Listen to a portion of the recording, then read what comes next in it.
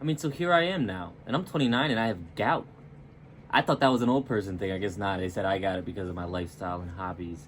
I just stamp collecting mostly, and that's expensive. It's more expensive than you thought. I took my stamps to Vegas and I came back broke, and that's something that I just didn't. Come on up. Come on. Get up. Up. Get up.